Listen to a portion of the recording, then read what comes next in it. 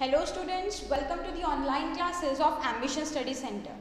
हमने चालू किया था chapter number 6 which is animal classification. We are started with chapter number 6, जिसमें हमने कल के क्लास में देखा है कि किस बेसिस पे हम एनिमल्स को या कोई भी लिविंग ऑर्गेनिजम्स को या प्लांट्स को वगैरह क्लासीफाई करते हैं। उसके बाद में हमने क्या देखा है बेटा, what is the need for classification, classification करने की ज़रूरत क्या है, किस तरीके से बेनिफिट हमको क्लासिफिकेशन से प्रोवाइड हो रहे हैं। फिर हमने हिस्ट्री ऑफ एनिमल क्लासिफिकेशन देखा, यानी कौन से साइंटिस्ट ने किस किस बेसिस पर क्या किया है, एनिमल्स को क्लासीफाई किया है। और उसके बाद हमने देखा बेटा traditional method of animal classification, जिसमें दो सब किंगडम थे, कॉर्डेट्स और नॉन कॉर्डेट्स। फिर नॉन कॉर्डेट्स में 10 फाइलम्स थे। आई होप उसके नाम पूरे आप याद करके आए होंगे आज। उसके बाद में जो कॉर्डेट्स थे उसमें 3 फाइलम थे, और जो फाइलम वर्टिब्रेटा था उसके फाइलम एक ही था, फाइलम कॉर्डेटा, और 3 सब फाइलम थे। उसमें जो सब फाइलम वर्टिब्रेटा था उसमें 6 क्लास थे। तो ये पूरा क्लासिफिकेशन हमने देखा, ये था ट्रेडिशनल मेथड। और हमने अभी देखा है कि जो न्यू मेथड है, न्यू मेथड ऑफ या न्यू सिस्टम ऑफ क्लासिफिकेशन की अगर हम बात करते हैं, जो नया सिस्टम है जो प्रेजेंट में यूज़ में है बेटा, तो सबसे पहले हमको उसका आज देखना है criteria for new system of classification. Criteria मतलब किस बेसिस पे उन्होंने क्लासीफाई किया है, किस आधार पे उन्होंने एनिमल्स को क्लासीफाई किया है, वो हमको अभी देखना है बेटा। ओके, सो यहाँ पे कुछ 5 क्राइटेरियाज है। पहला है ग्रेड्स ऑफ ऑर्गेनाइजेशन, दूसरा है बॉडी सिमेट्री, तीसरा है जर्म लेयर्स, पांचवा है बॉडी कैविटी, फोर्थ है बॉडी कैविटी, और फिफ्थ है बेटा सेगमेंटेशन, बॉडी सेगमेंटेड है या नहीं, है ना, बॉडी सेगमेंटेशन। सो ये एक एक करके हम ये हर एक क्राइटेरिया समझेंगे, और फिर हम हर एक फाइलम जो हमने डिस्कस किया बेटा, वो सारे फाइलम को डिस्कस करेंगे और उनकी कैरेक्टरिस्टिक्स पढ़ेंगे। लेकिन उसके पहले बेसिस, किस आधार पे हमको क्लासीफाई करना है। सो उसमें सबसे पहला आ जाता है बेटा grades of organisation. Grades of organisation अभी तक हमने देखा, ग्रेड्स ऑफ ऑर्गेनाइजेशन में यूनिसेलुलर है या मल्टी सेलुलर है ना। विटेकर के 5 किंगडम क्लासिफिकेशन का भी एक बेसिस था ग्रेड ऑफ ऑर्गेनाइजेशन, जहाँ पे हमने सिर्फ यूनिसेलुलर या मल्टी सेलुलर ऐसे किया था डिवाइड। लेकिन अगर हम बात करते हैं मल्टी सेलुलर ऑर्गेनिजम्स की, तो उसमें भी अलग अलग थोड़े बहुत डिफरेंसेस होते हैं बेटा। उसके बेसिस पे हम इनको अलग अलग तरीके से क्लासीफाई कर सकते हैं। सबसे पहले देखेंगे यूनिसेलुलर ऑर्गेनिजम्स। हमको पता है कि अगर कोई यूनिसेलुलर ऑर्गेनिज्म है तो वो सारे के सारे काम वो एक ही सेल करता है ना। इन यूनिसेलुलर ऑर्गेनिजम्स बॉडी एक ही सेल की बनी हुई होती है, और सारे फंक्शन जो है वो एक ही सेल परफॉर्म करता है। कोई भी फंक्शन हो, डाइजेशन का है, एक्सक्रेशन का है, रेस्पिरेशन का है, सर्कुलेशन की तो उसको ज़रूरत नहीं है क्योंकि एक ही सेल है। सो ऐसे सारे के सारे जो भी फंक्शंस है वो सिर्फ एक सेल ही परफॉर्म कर रहा है। और ऐसे यूनिसेलुलर ऑर्गेनिज्म में फिर जो ग्रेड ऑफ ऑर्गेनाइजेशन रहेगा उसको हम बोलेंगे बेटा प्रोटोप्लाज्मिक ग्रेड ऑर्गेनाइजेशन। हमको ग्रेड्स ऑफ ऑर्गेनाइजेशन पढ़ना है, बहुत सिंपल चीज़ है, ज़्यादा इसको डिफिकल्ट लेकर मत समझो। सीधी बात है, अगर कोई यूनिसेलुलर ऑर्गेनिज्म है तो उसमें सेल के अंदर की ही सारी चीज़ें फंक्शन परफॉर्म करेंगी, वो एक सेल ही। तो ऐसे बॉडी ऑर्गेनाइजेशन को हम कहते हैं प्रोटोप्लाज्मिक ग्रेड ऑर्गेनाइजेशन। समझ में आ गया? यूनिसेलुलर ऑर्गेनिज्म क्या शो करेगा? Protoplasmic grade organisation. Example amoeba, paramecium, ये सारे unicellular organisms. Okay, they show protoplasmic grade organisation. आपको पिक्चर्स वगैरह भी दी, अभी समझ में आ गया ना क्या हो रहा है प्रोटोप्लाज्मिक ग्रेड ऑर्गेनाइजेशन। जो यूनिसेलुलर ऑर्गेनिजम्स है जहाँ पे एक ही सेल सारे फंक्शन परफॉर्म करता है उसको हम बोलते हैं प्रोटोप्लाज्मिक ग्रेड ऑर्गेनाइजेशन, उनके पास में।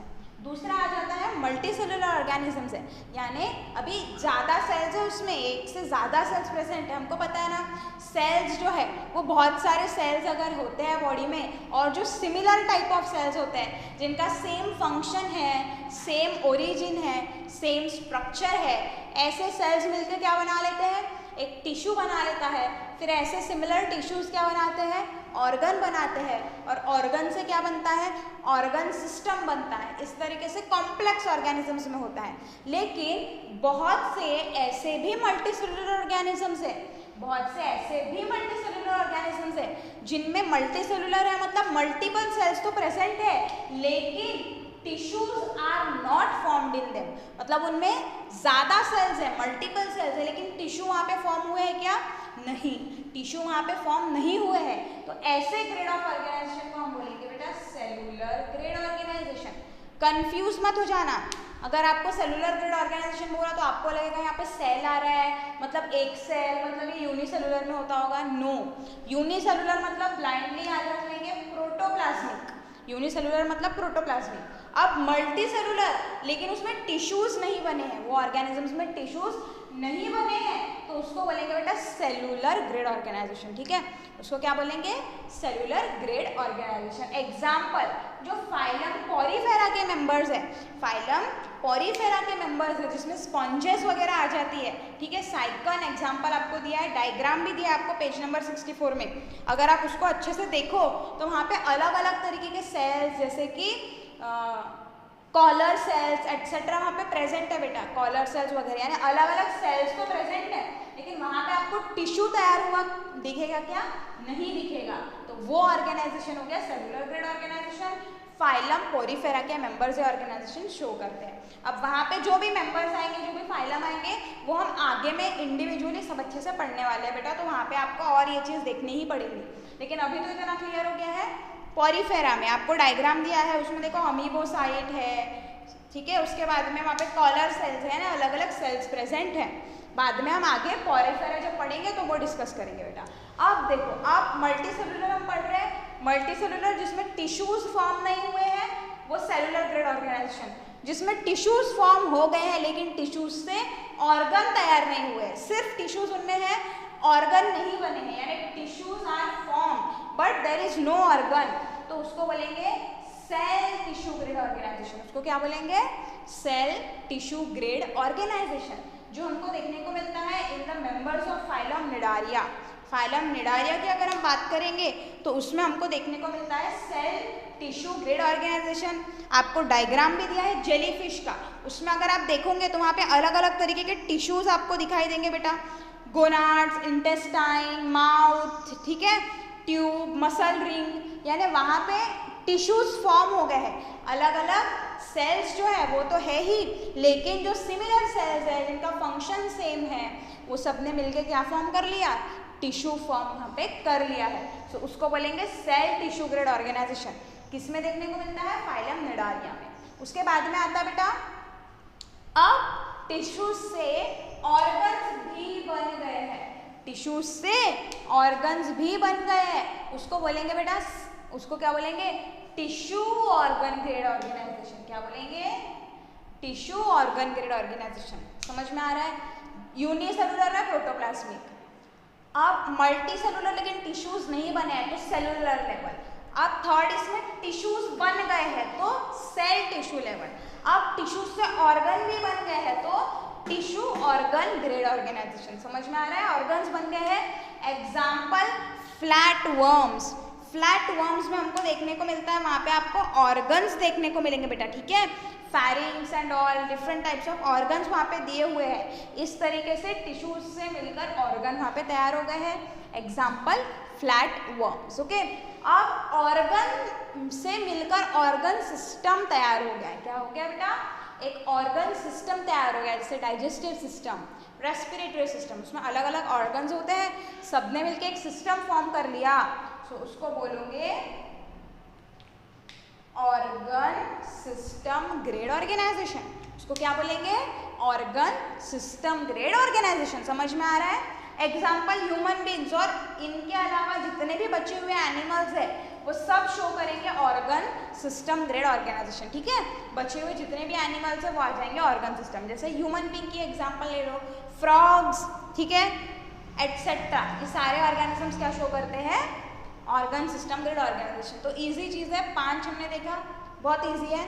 सेल अगर यूनिसेलुलर है तो protoplasmic, multi cellular but tissues नहीं बने हैं तो सेलुलर ग्रेड। उसके बाद में टिश्यूज बन गए हैं, ऑर्गन नहीं बने हैं तो सेल टिश्यू।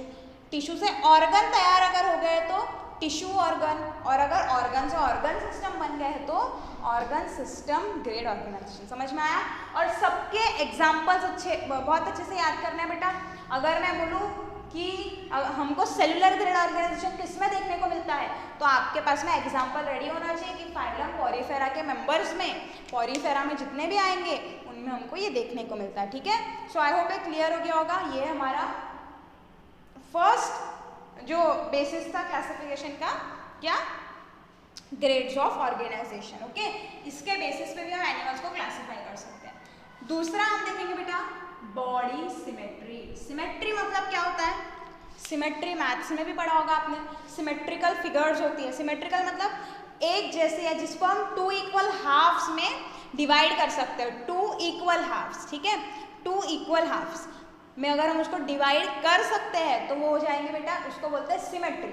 तो अब वैसे ही अगर मैं ये बात करूँ ये सर्कल, तो हम सर्कल को बोलेंगे ना ये सिमेट्रिक फिगर है, ये सिमेट्रिक फिगर है, क्योंकि अगर मैं इसको ऐसे डिवाइड करूँ तो मेरे को 2 इक्वल हाफ मिलते हैं। लेकिन अगर मैंने ऐसा कोई भी एक रैंडम फिगर बना दिया है, ठीक है, तो क्या इसको मैं कहीं से भी डिवाइड कर लूँ तो मेरे को 2 इक्वल हाफ मिलेंगे क्या? मेरे को 2 इक्वल हाफ नहीं मिलेंगे। तो ऐसे फिगर को ही हम बोलते हैं असिमेट्रिक फिगर, ठीक है। सो अभी हमको देखना है, वही हमको देखना है कि जो ऑर्गेनिजम्स है, जो एनिमल्स है, उनके बॉडी में सिमेट्री है क्या, या उनके बॉडी में सिमेट्री नहीं है, और अगर सिमेट्री है तो कैसी सिमेट्री है फिर, ठीक है। तो कैसी सिमेट्री है वो हमको देखना है। तो सबसे पहले तो उसमें आ जाता है, ये तो बेस्ड ऑन सिमेट्री है, ठीक है। सबसे पहले उसमें आ जाता है असिमेट्रिकल, ठीक है। सिमेट्री मतलब समझ जाओ, अगर हम किसी चीज को 2 इक्वल हाफ में अगर डिवाइड कर सकते हैं, उसको हमने कट किया और हमको 2 इक्वल हाफ मिल रहे हैं, तो हम उसको बोलेंगे सिमेट्रिकल। तो अभी ये हो गया एसिमेट्रिकल अगर बॉडी है, यानी can not get 2 equal halves, यानी आप कहीं से भी उसको डिवाइड कर लो हमको 2 इक्वल हाफ नहीं मिलेंगे। जैसे कि अमीबा होता है, उसका शेप देखो, उसका शेप जो है वो रैंडम शेप होता है, रैंडम शेप होता है, ठीक है, वो अपना शेप चेंज करते रहता है। तो इसको मैं कहीं से भी डिवाइड कर लूँ, कहीं से भी डिवाइड कर लूँ, मेरे को 2 इक्वल हाफ कभी भी नहीं मिलेंगे, 2 एक जैसे हिस्से मिलेंगे क्या मुझे? नहीं। तो ऐसे ऑर्गेनिज्म को हम क्या बोलेंगे कि उसकी बॉडी कैसी है? उसकी बॉडी है एसिमेट्रिकल बॉडी। कैसी है? एसिमेट्रिकल बॉडी, ठीक है, समझ में आया। दूसरा हम देखते हैं radial symmetry. Second we have to see radial symmetry. किसके बेसिस पे हमको क्या करना है? हमको animal is cut through a imaginary axis. अगर हम एक्चुअली में कट करके नहीं देखेंगे बेटा, हमको इमेजिन करना है कि हमने एक एक्सिस से उसको कट किया, एक तरफ से उसको हमने कट किया, तो हमको 2 इक्वल हाफ मिलेंगे या नहीं मिलेंगे, है ना। सो यहाँ पे हमको नहीं मिलने वाले अमीबा में 2 इक्वल हाफ। अब अगर हम बात करते हैं रेडियल सिमेट्री की, हमने क्या किया है? हमने एक इमेजिनरी कट लगाया। ऑब्वियसली हम एनिमल को असली में कट करेंगे कि नहीं, हमको सिर्फ इमेजिन करना है कि अगर हमने कट किया, कहाँ से वो कट जाएगा? सेंट्रल एक्सिस से, मतलब उसके सेंटर से होके वो कट गुजरना चाहिए। बट एनी प्लेन मतलब समझो, एनी प्लेन मतलब जैसे ये एक सर्कल है, इसको मैं यहाँ से कट करूँ तो भी मेरे को 2 इक्वल हाफ मिल रहे हैं, ठीक है, या इसको मैं यहाँ से कट करूँ तो भी मेरे को देखो 2 इक्वल हाफ मिल रहे हैं। अगर मैं इसको यहाँ से कट करूँ तो भी मुझे देखो 2 इक्वल हाफ मिल रहे हैं, है ना। सो इसका मतलब क्या? सारी जो लाइंस है, सारी जो इमेजिनरी कट्स है, वो कहाँ से जा रही है? वो सेंटर से होके तो गुजर रही है। लेकिन एनी प्लेन मतलब कहीं से भी कट करो, बस वो सेंटर से गुजरना चाहिए। मतलब ऐसे करो, किधर से भी कट करो तो आपको 2 इक्वल हाफ मिलेंगे ही, 2 इक्वल हाफ मिलेंगे ही। ऐसे सिमेट्री को हम बोलते हैं बेटा रेडियल सिमेट्री। ऐसे सिमेट्री को हम बोलते हैं रेडियल सिमेट्री, जो हमको देखने को मिलती है, किसमें बेटा? स्टार फिश में हमको देखने को मिलती है, स्टार फिश में। यहाँ पे डायग्राम दिया है, देखो diagram, if you can see this diagram, आपके टेक्स्ट बुक में देखो, उन्होंने सीधे में कट किया, ऐसे कट किया, ऐसे कट किया, यानी ऐसे स्टार फिश में हम 5 डिफरेंट प्लेन से उसको कट कर सकते हैं। स्टार फिश जो होता है ना, उसको हम 5 डिफरेंट प्लेन, यानी 1, ये 2, ये 3, ये 4 और एक 5, जैसे 5 प्लेन से अगर हम कट करेंगे तो वो 5 कट्स में हमको 2 इक्वल हाफ मिलेंगे, सो वो हो जाता है बेटा रेडियल सिमेट्री। तो हम क्या कहेंगे? Star fish shows radial symmetry. समझ में आ रहा है? एसिमेट्रिक मतलब कहीं से भी कट करो 2 इक्वल हाफ मिलने ही नहीं वाले। बेस्ट एग्जांपल है अमीबा। रेडियल सिमेट्री मतलब जो कट है हमारा वो सेंटर से होके गुजर रहा है, उसके बॉडी के सेंटर से गुजर रहा है, लेकिन प्लेन कोई भी हो सकता है, प्लेन फिक्स्ड नहीं है, कोई भी तरफ से कोई भी डायरेक्शन में वो कट हो सकता है। तो हम उसको कहें, और हमको वहाँ पे फिर 2 इक्वल हाफ अगर मिल रहे हैं हर कट से, तो हम उसको कहेंगे रेडियल सिमेट्री। एग्जाम्पल है starfish, starfish shows radial symmetry, 5 different plane से हम उसको कट कर सकते हैं। नेक्स्ट देखेंगे बायलैटरल सिमेट्री, मतलब there exist only one imaginary axis that gives 2 equal halves, मतलब ऐसी सिर्फ एक ही एक्सिस है, अगर आप उस एक्सिस से ही उसको कट करोगे तो ही आपको 2 इक्वल हाफ मिलेंगे, अदरवाइज आप कहीं से भी कट करो आपको 2 इक्वल हाफ्स नहीं मिलने वाला है बेटा, 2 इक्वल हाफ्स नहीं मिलने वाले हैं। उसमें एग्जाम्पल में आ जाता है ह्यूमन बींग्स, फिशेस, गोट एटसेट्रा। अभी ह्यूमन बींग्स की बात कर लो, अगर मैं ऐसा हॉरिजॉन्टली कट करती हूँ तो मेरे को 2 इक्वल, जैसे पेन की बात अगर हम करते हैं, ये पेन है ठीक है, समझो ध्यान से, इसको मैं ऐसे अगर कट करूँ तो मेरे को 2 इक्वल हाफ मिलेंगे क्या? नो। मैं इसको यहाँ से कट करूँ या ऐसे डायगोनली तिरछा कट करूँ तो भी मेरे को 2 इक्वल हाफ नहीं मिलेंगे। मेरे को 2 इक्वल हाफ कब मिलेंगे? जब आप देख रहे हो, जब मैं इसको यहाँ से बीच में से ऐसे सेंटर में से ऐसे वर्टिकली कट करूँगी, जब मैं इसको ऐसे वर्टिकली कट करूँगी तो मेरे को एग्जैक्टली इक्वल हाफ 2 मिल जाएंगे। यानी यहाँ से हमको क्या पता चल रहा है, सिर्फ एक ही इमेजिनरी एक्सिस है जहाँ से कट किया तो हमको 2 इक्वल हाफ मिलेंगे। जैसे ये बीच वाली एक ही इमेजिनरी एक्सिस है जहाँ से हमने अगर कट किया तो हमको 2 हाफ मिलेंगे। मतलब ये पेन क्या शो कर रहा है, ये पेन शो कर रहा है bilateral symmetry. Same human beings के लिए, ह्यूमन बींग्स को अगर आप ऐसे बिल्कुल सेंटर से वर्टिकली कट करोगे तो ही आपको एग्जैक्टली सिमिलर 2 हाफ्स मिलने वाले हैं बेटा, अदरवाइज आप ऐसे हॉरिजॉन्टली कट करो, डायगोनली कट करो, ऐसे या ऐसे बीच में से ट्रांसवर्स कट करो, कहीं से भी कट करोगे तो आपको इक्वल हाफ नहीं मिलेंगे। सिर्फ एक एक्सिस है, ये वाली एक एक्सिस है, उसी को हम कहते हैं रेडियल सिमेट्री। सेम फिशेस, गोट का भी एग्जांपल दिया है, जब हमने उसको ऐसे बीच में से अगर इमेजिन की एक्सिस तो ही हमको 2 इक्वल हाफ मिलते हैं, और कहीं से भी 2 इक्वल हाफ नहीं मिलते हैं बेटा, ठीक है। सो ये हो गया सिमेट्री। इसके बेसिस पे भी हम एनिमल्स को क्लासिफाई कर सकते हैं। एसिमेट्रिक मतलब 2 इक्वल हाफ मिलेंगे ही नहीं, कहीं से भी कट करो, जैसे कि amoeba.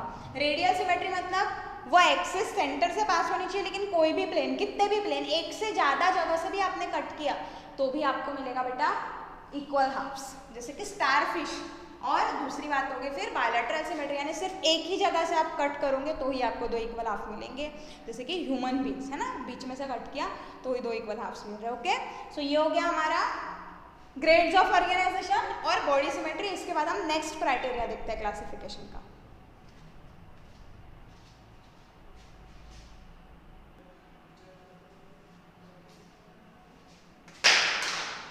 Now we will see the next basis of classification. दूसरा बेसिस ऑफ क्लासिफिकेशन क्या है वो हम देखते हैं। हमने सबसे पहले देखा ग्रेड्स ऑफ ऑर्गेनाइजेशन, उसके बाद में हमने देखा बेटा बॉडी सिमेट्री, ठीक है। अब हम देखेंगे बेटा जर्म लेयर्स। अब देखते हैं हम जर्म लेयर्स के बेसिस पे हम कैसे क्लासीफाई कर सकते हैं, लेकिन उसके लिए हमको सबसे पहले समझना पड़ेगा कि ये जर्म लेयर्स होती क्या है, तभी तो हम क्लासीफाई कर पाएंगे ना कि जर्म लेयर्स के बेसिस पे उन एनिमल्स को। तो सबसे पहले देखते हैं कि जर्म लेयर्स होती क्या है। हमको पता है कि अगर मल्टीसेलुलर ऑर्गेनिज्म जब फॉर्म होते हैं तो वहाँ पे जब रिप्रोडक्शन का प्रोसेस हमने देखा था तो हमने देखा वहाँ पे एम्ब्रियो तैयार होता है ना, फर्टिलाइजेशन होने के बाद जाइगोट, और फिर एम्ब्रियो तैयार होता है और एम्ब्रियो से अलग अलग ऑर्गन्स बनते हैं बेटा, है ना। एम्ब्रियो से जब अलग अलग ऑर्गन्स बनते हैं तो फीटस बनेगा और पूरा का पूरा ऑर्गेनिज्म वहाँ पे तैयार होगा।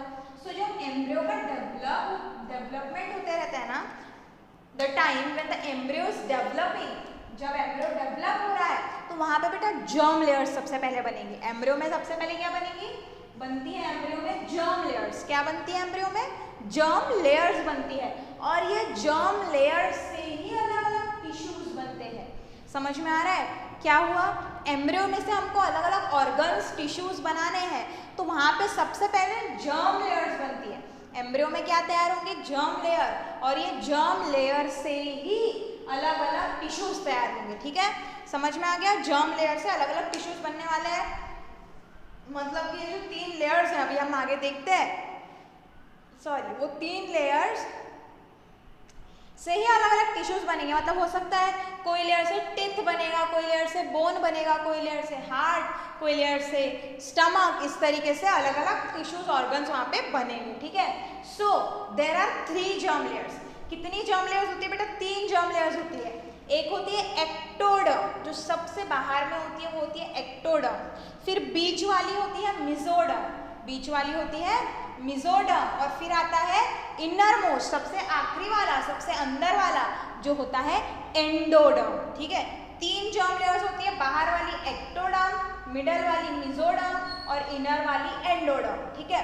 अब ऐसे एनिमल्स जिनमें तीनों भी जर्म लेयर प्रेजेंट है, जिनमें ये तीनों जर्म लेयर प्रेजेंट है, उनको हम बोलते हैं बेटा ट्रिप्लोब्लास्टिक। उनको क्या बोलते हैं? ट्रिप्लोब्लास्टिक। नाम से ट्रिपल ऐसा लग रहा है ना हमको, है ना। तीनों जर्म लेयर प्रेजेंट है। कौन सी? एंडोडर्म भी, मेसोडर्म भी और एक्टोडर्म भी, ठीक है। अब कुछ ऐसे ऑर्गेनिज्म भी होते हैं जिनमें सिर्फ 2 लेयर ही प्रेजेंट होती है, सिर्फ 2 जर्म लेयर ही प्रेजेंट होती है, सिर्फ एंडोडर्म एक्टोडर्म, यानी बाहर वाला रहेगा और अंदर वाला रहेगा, बीच में लेयर नहीं होती है। बीच में मेसोडर्म उनमें नहीं होता है, मेसोडर्म उसमें गायब होता है। एग्जाम्पल ऑल स्निडारियंस, यानी निडारिया जो है ना, फाइलम निडारिया, उसमें के जितने भी ऑर्गेनिजम्स है, वो फाइलम में जितने भी ऑर्गेनिजम्स आते हैं वो सब होते हैं बेटा डिप्लोब्लास्टिक। वो सब कैसे हैं? डिप्लोब्लास्टिक, यानी उनमें मेसोडर्म प्रेजेंट नहीं है, उनमें सिर्फ एंडोडर्म और एक्टोडर्म ही प्रेजेंट है। समझ में आ रहा है? एक एंडोडर्म, एक्टोडर्म या मेसोडर्म 3 लेयर्स है, 3 जर्म लेयर्स है। किसी से टिथ, बोन्स, हार्ट, लीवर, ऐसे अलग अलग टिश्यूज ऑर्गन्स वो फॉर्म करने वाले हैं। तो समझ में आ रहा है? इसके बेसिस पे हमने क्लासिफाई किया ना। कैसे क्लासिफाई किया? जिनमें तीनों प्रेजेंट है वो ट्रिप्लोब्लास्टिक और जिनमें 2 ही प्रेजेंट है वो डिप्लोब्लास्टिक। जैसे कि निडारिया के मेंबर्स सारे होते हैं डिप्लोब्लास्टिक और उसके अलावा बाकी के बचे कुछ ऑलमोस्ट सब के सब होते हैं बेटा ट्रिप्लोब्लास्टिक, ठीक है। सबके सब ट्रिप्लोब्लास्टिक यानी तीनों जर्म लेयर्स में प्रेजेंट है। देखो दिख रहा है ये एंडोडर्म, ये एक्टोडर्म, बाहर वाली जो लेयर है ये एक्टोडर्म, ठीक है। ये जो बीच में मैंने ग्रीन में बनाई है ना, ग्रीन में वो है मेसोडर्म, ठीक है। ये जो ग्रीन में बनाया है बीच वाला दैट इज मेसोडर्म और ये जो इनर अंदर में जो ब्लू में है वो है एंडोडर्म, ठीक है। वो है एंडोडर्म, ब्लू वाला है एंडोडर्म। तो ये कैसा हो गया? यहाँ पे एक्टोडर्म भी है, मेसोडर्म भी और एंडोडर्म भी है, तो ये हो गया ट्रिप्लोब्लास्टिक। लेकिन यहाँ पे देखो, यहाँ पे एक्टोडर्म है, अंदर में एंडोडर्म भी है, लेकिन ये बीच वाला मेसोडर्म नहीं है। मेसोडर्म की जगह पे वहाँ पे डेड लेयर प्रेजेंट है, जो बीच में आपको दिख रही है ना, ये वाली, ये बीच वाली, ये डेड लेयर है, यानी वहाँ पे मेसोडर्म प्रेजेंट नहीं है, तो ये हो गया डिप्लोब्लास्टिक। समझ में आ गया? सिर्फ अंदर वाला एंडोडर्म, बाहर वाला एक्टोडर्म उसमें है, बीच में डेड लेयर है, बीच में मेसोडर्म नहीं है। यहाँ पे एंडोडर्म, मेसोडर्म, एक्टोडर्म तीनों है, तो वो हो गया ट्रिप्लोब्लास्टिक। तो ये हो गया classification based on germ layers. समझ में आ रहा है? एम्ब्रियो में सबसे पहले जर्म लेयर्स तैयार होती है और ये जर्म लेयर्स से अलग अलग टिश्यूज बनते हैं, ठीक है। इफ तीनों जर्म लेयर है तो ट्रिप्लोब्लास्टिक, जैसे कि ऑलमोस्ट सब ऑर्गेनिजम्स में होता है, और अगर 2 ही है, मेसोडर्म नहीं है, तो वो हो जाएगी बेटा, वो हो जाएगी डिप्लोब्लास्टिक, जैसे कि निडारिया में हमको देखने को मिलता है। ओके, तो ये हो गया जर्म लेयर्स। जर्म लेयर्स के बाद हम नेक्स्ट देखेंगे, next classification is based on body cavity. Next है बॉडी कैविटी। लेकिन उसके पहले अगेन आपको समझना पड़ेगा कि बॉडी कैविटी होती क्या है बेटा। बॉडी कैविटी होती क्या है? बॉडी कैविटी मतलब द कैविटी, कैविटी मतलब ओपन स्पेस, खाली जगह को हम बोलते हैं कैविटी, ठीक है। खाली जगह को हम बोलते हैं कैविटी। सो कैविटी बिटवीन बॉडी, यानी हमारी बॉडी और बॉडी के अंदर में जो इंटरनल ऑर्गन्स है उसके बीच में खाली जगहें भी प्रेजेंट होती है, और उन खाली जगहों को बोला जाता है बॉडी कैविटी। उन खाली जगहों को बोला जाता है बॉडी कैविटी या फिर सिलोम। क्या बोलते हैं? बॉडी कैविटी, या उसी का दूसरा नाम है सिलोम। समझ में आ रहा है? अगर नहीं समझ में आ रहा तो एक सिंपल सी चीज करेंगे, अगर हम हमारा माउथ बंद करें, इफ हम हमारा माउथ बंद करें और हमारी टंग को अगर मूव करें हम माउथ के अंदर में, तो हमको जो एम्प्टी स्पेस हमारे माउथ के अंदर में फील होती है, that is also a type of cavity.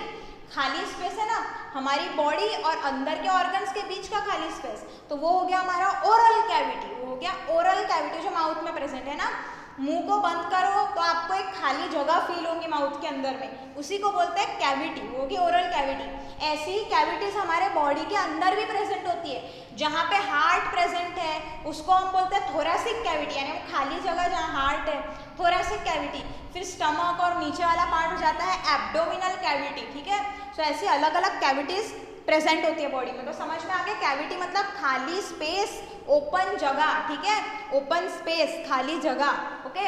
Cavity between body and internal organs is called coelom, okay.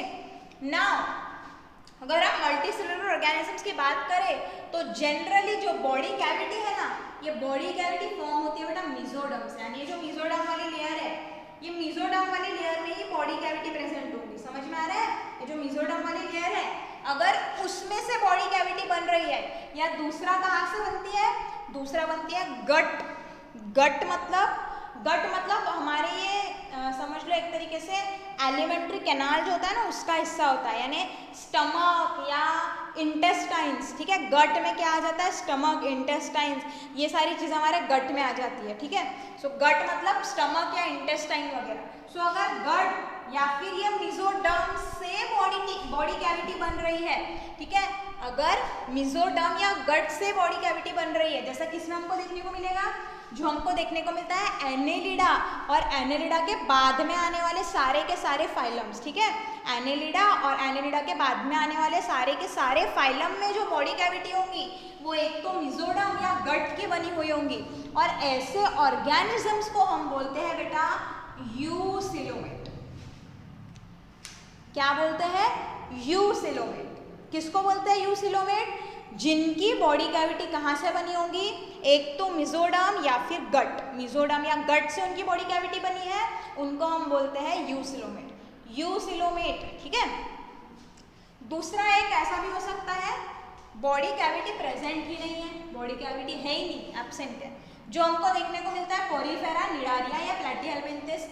ऐसे ऑर्गेनिजम्स को हम बोलते हैं असिलोमेट, असिलोमेट, यानी सिलोम बॉडी कैविटी उनमें प्रेजेंट ही नहीं है, ठीक है। अब दूसरा एक और पॉसिबिलिटी, बॉडी कैविटी तो है लेकिन अबाउ वेज, मतलब वो मेसोडर्म या गट से नहीं बनी है। किससे, मेसोडर्म या गट से नहीं बनी है, बॉडी कैविटी है बट मेसोडर्म या गट से नहीं बनी है, जैसा कि हमको देखने को मिलता है एस्केलमिन्थिस में। किसमें देखने को मिलता है, एस्केलमिन्थिस में। तो ऐसे ऑर्गेनिजम्स को हम बोलते हैं सूडोसिलोमेट। क्या बोलते हैं, सूडोसिलोमेट। समझ में आ गया, बॉडी कैविटी क्या होता है, हमने देखा ओपन स्पेसेस। अगर वो मेसोडर्म या गट से बन रही है तो यूसिलोमेट, नहीं है तो असिलोमेट, और अगर बॉडी कैविटी है बट मेसोडर्म या गट से नहीं बनी है तो उसको कह देंगे बेटा क्या, सूडोसिलोमेट। सूडो का मतलब ही होता है फॉल्स, यानी सिलोम तो है, बॉडी कैविटी तो है बट कैसी है, फॉल्स है। फॉल्स क्यों है, क्योंकि मेसोडर्म या गट से वो तैयार नहीं हुई है। मेसोडर्म या अगर गट से तैयार होती है तो यूसिलोमेट, मतलब यू मतलब ट्रू, यू मतलब ट्रू सिलोम, यानी सही में बॉडी कैविटी प्रेजेंट है, और असिलोमेट यानी बॉडी कैविटी प्रेजेंट ही नहीं है। If you can see the diagram, अगर आप डायग्राम यहाँ पे देखते हो तो ये जो सिलोमेट है ना, सिलोम, उसमें जो बॉडी कैविटी है, जो बॉडी कैविटी मैं यहीं पे बता देती हूँ आपको, यहीं पे बता देती हूँ, ये जो है ना यहाँ पे देखो, यहाँ पे मेसोडर्म है, मेसोडर्म, और मेसोडर्म के बाद में यहाँ पे एंडोडर्म है। तो ये जो बीच वाला मेसोडर्म है और यहाँ पे अगर कैविटीज प्रेजेंट है, यानी ऐसी खाली स्पेस, ये मेसोडर्म है ना, ये वाला मेसोडर्म है, और ये जो खाली स्पेसेस है यानी मेसोडर्म के बीच में खाली स्पेसेस है, तो वो हो गया यूसिलोमेट। अगर आप दूसरा सूडोसिलोमेट का डायग्राम देखोगे बेटा तो मेसोडर्म खत्म हो गया है और बीच में एंडोडर्म है और उनके बीच में बॉडी कैविटी है, यानी मेसोडर्म में बॉडी कैविटी नहीं है, तो इसलिए वो हो गया सूडोसिलोमेट। समझ में आ गया, ये था classification based on body cavity, eucoelomate, acoelomate, pseudocoelomate, ठीक है। एसिलोमेट में कौन, पोरीफेरा, निडारिया, प्लैटीहेल्मिन्थिस, उसके बाद में सूडो में कौन, एस्केलमिन्थिस, और फिर एनेलिडा और उसके आगे के सभी यूसिलोमेट में, okay. Next body segmentation, next देखते हैं क्राइटेरिया बॉडी सेगमेंटेशन। सेगमेंटेशन मतलब क्या, बॉडी अगर स्मॉल सिमिलर यूनिट्स में डिवाइड है तो उसको बोलते हैं बॉडी सेगमेंटेशन। ऐसे आपने अर्थवर्म देखा है बेटा, अर्थवर्म, अर्थवर्म की बॉडी देखना ऐसे छोटे छोटे पीसेस में डिवाइड होती है। अर्थवर्म की बॉडी के ऊपर में ऐसे छोटे छोटे पीसेस जैसे प्रेजेंट होते हैं, ठीक है। तो ये body divided into small small छोटे छोटे सिमिलर यानी एक जैसे यूनिट्स जो है, इन यूनिट्स को, ये जो यूनिट्स आपको दिख रहे हैं, ये जो यूनिट्स आपको दिख रहे हैं, इन्हीं को बोलते हैं सेगमेंट। और ऐसे बॉडी को बोलेंगे सेगमेंटेड बॉडी, सेगमेंटेड बॉडी। तो अर्थवर्म आ जाता है फाइलम एनेलिडा में, उसकी बॉडी होती है सेगमेंटेड। ह्यूमन बींग्स की बॉडी है क्या सेगमेंटेड? हमारे बॉडी में ऐसे सेगमेंट्स प्रेजेंट है क्या? नो। सो वो हो जाएगा नॉन सेगमेंटेड। तो ये बहुत ईजी है, ये भी एक क्लास क्राइटेरिया हो सकता है, ये भी एक बेसिस हो सकता है। अगर सेगमेंट्स प्रेजेंट है तो बॉडी सेगमेंटेड है जैसे अर्थवर्म, अगर नहीं है तो नॉन सेगमेंटेड। समझ में आ गया? सो ये पूरे 5 क्राइटेरिया हमने देखे हैं। These 5 criteria we have seen for classification of animals। अभी हम एक एक फाइलम को अच्छे से पढ़ेंगे बेटा, ओके। आई होप ये पूरा समझ में आ गया होगा आपको।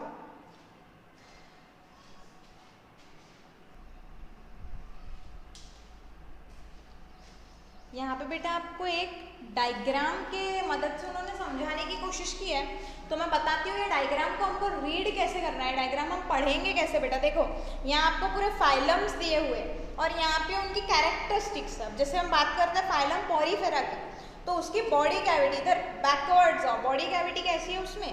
असिलोमेट है। सिमेट्री कैसी है? असिमेट्रिकल है। और ऑर्गेनाइजेशन कैसा है? Cellular grade. और किंगडम एनिमेलिया। वैसे सबका रैंडमली कोई भी देखो, अगर हम बात करेंगे आर्थ्रोपोडा तो वो है यूसिलोमेट, उसके बाद में बायलैटरल सिमेट्री और बॉडी ग्रेड ऑर्गेनाइजेशन उसका कुछ भी हो सकता है अदर देन सेलुलर ग्रेड। और किंगडम एनिमेलिया में वो प्रेजेंट होता है। सो इस तरीके से बैकवर्ड जाकर हमको वो चार्ट पढ़ना है बेटा। वो चार्ट के मदद से हम इजीली कैरेक्टरिस्टिक सबकी याद रख सकते हैं, ओके, वो चार्ट के मदद से। अभी हम पढ़ते हैं different phylums. Now we will study different phylums.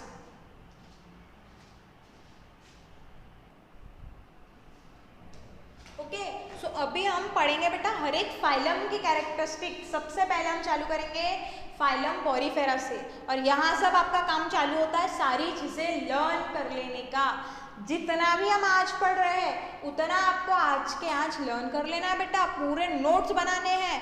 पूरे नोट्स बनाने के बाद अभी तो हमने सिर्फ बेसिस वगैरह पढ़ा, अभी हमको ये पूरे फाइलम पढ़ने हैं और हर एक फाइलम की कैरेक्टरिस्टिक्स आपको याद कर लेनी है बेटा। जितने भी हम आज पढ़ेंगे पॉरीफेरा या निडारिया, आपको क्या करना है? नोट्स तो बनाना ही है। नोट्स तो आपको एज इट इज बनाना है। जो फाइलम्स है ना वो पूरे एज इट इज आपको लिखने हैं अपने नोट्स में, क्योंकि वहां से आप एक भी पॉइंट छोड़ नहीं सकते हो, एक भी पॉइंट नहीं छोड़ सकते हो।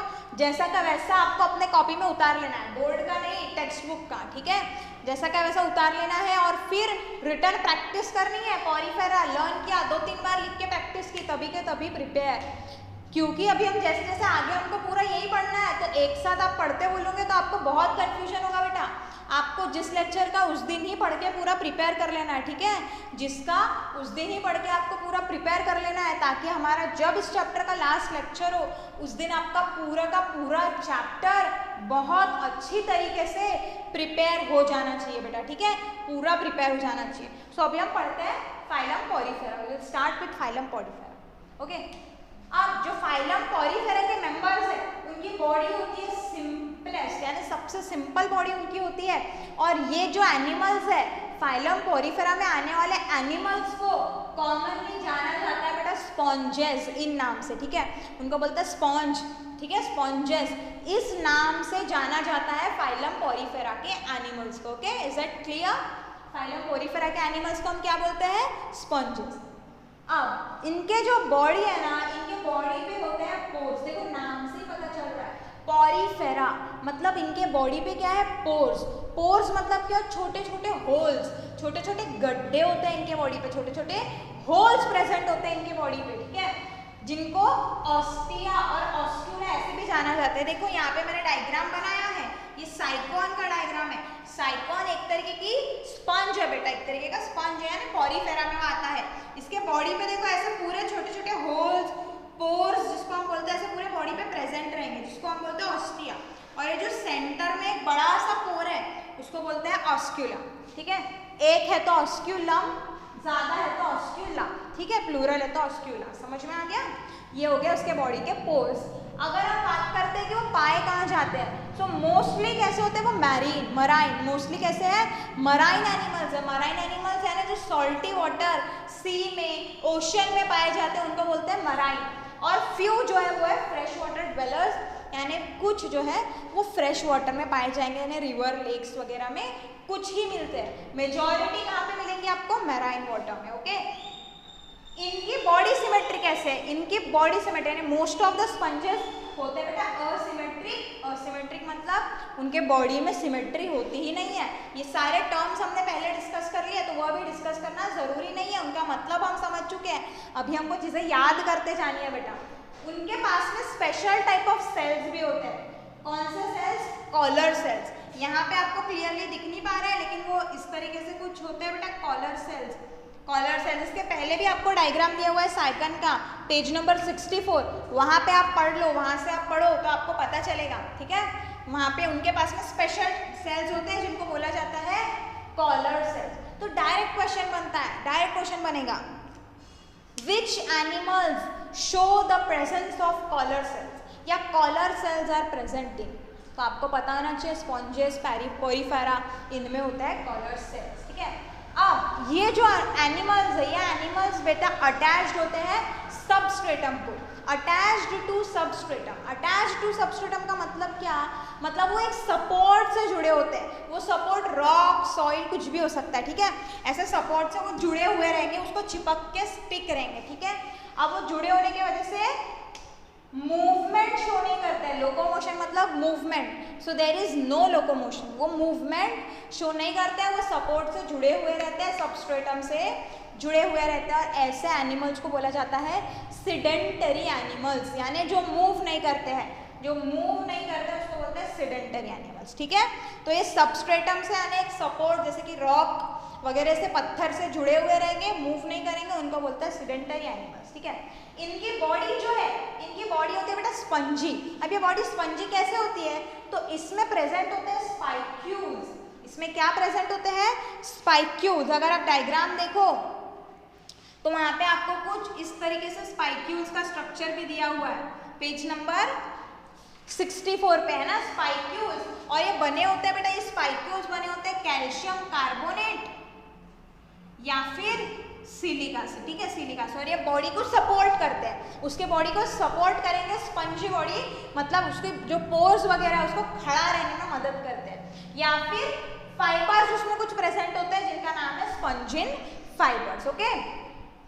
उसके बाद में इनका फूड क्या है, so these food on small organisms, ये छोटे छोटे ऑर्गेनिजम्स को खाते हैं। अब ये छोटे ऑर्गेनिजम्स के बॉडी में आएंगे कैसे, so this small organisms are taken with water. ये स्मॉल ऑर्गेनिजम्स वाटर के साथ वो आ जाते हैं, वाटर में जो ऑर्गेनिजम्स रहेंगे वो उसके बॉडी के अंदर आ जाते हैं। अब वाटर जो है ना, वो वाटर अंदर आता है, ये ऑस्टिया, उसके सरफेस पे पोर्स है ना, ये ऑस्टिया के थ्रू वाटर अंदर आता है। और वाटर अंदर आया तो उसको बाहर जो रिलीज करते हैं, वो वाटर बाहर जाएगा ऑस्क्यूलम के थ्रू, वाटर बाहर जाएगा ऑस्क्यूलम के थ्रू। इफ आप ये डायग्राम देखो तो आपको दिख रहा है, यहाँ से अंदर वाटर आ गए, ये सारे है बेटा, ये सारे हैं क्या, ऑस्टिया। और ये ऑस्टिया से वाटर बाहर जा रहा है, देखो ऑस्क्यूला के थ्रू, ठीक है, ऑस्क्यूला के थ्रू वाटर बाहर जा रहा है और स्मॉल ऑर्गेनिजम्स पे वो फीड कर लेंगे। समझ में आ गया, ये स्मॉल ऑर्गेनिजम्स को खाते हैं, वाटर ऑस्टिया से अंदर आएगा और ऑस्क्यूला से बाहर जाएगा। इधर से अंदर आएगा और ये ऑस्क्यूला से बाहर जाएगा, ठीक है, इधर से अंदर आएगा। रिप्रोडक्शन वो शो करते हैं बड़ी, मतलब असेक्सुअल, या फिर सेक्सुअल रिप्रोडक्शन भी वो शो कर सकते हैं। असेक्सुअल है तो बड़ी।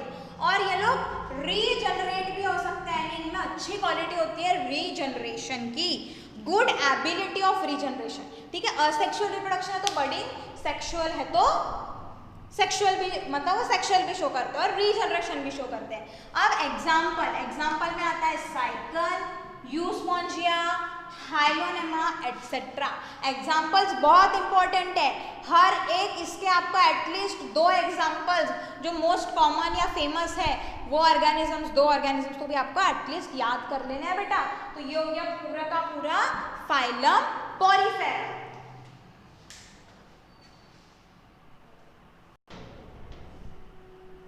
अब देखते हैं बेटा फाइलम सिलेंटराटा, या उसको ही बोलता है निडारिया।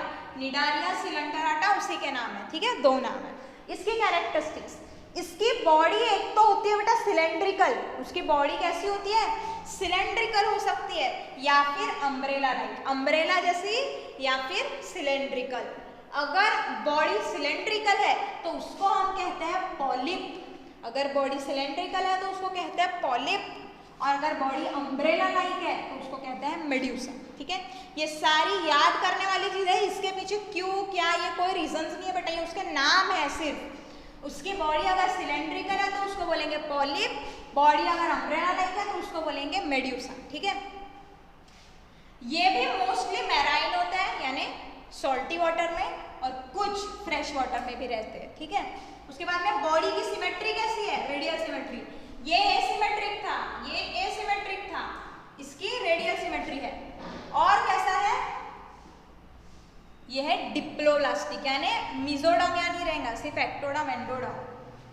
अब इसके पास में ना दो स्पेशल चीजें होती है, जैसे इसके पास में कॉलर सेल्स थे, वैसे यहाँ पे प्रेजेंट होता है बेटा टेंटिकल्स, और प्रेजेंट होता है निडोब्लास्ट। ये ऐसे ऐसे जो दिख रहे हैं ना हमको हाइड्रा के ऊपर में, जो ऐसे ऐसे दिखते हैं, उसको ही बोलता है बेटा हम टेंटिकल्स, उसको बोलते हैं टेंटिकल्स।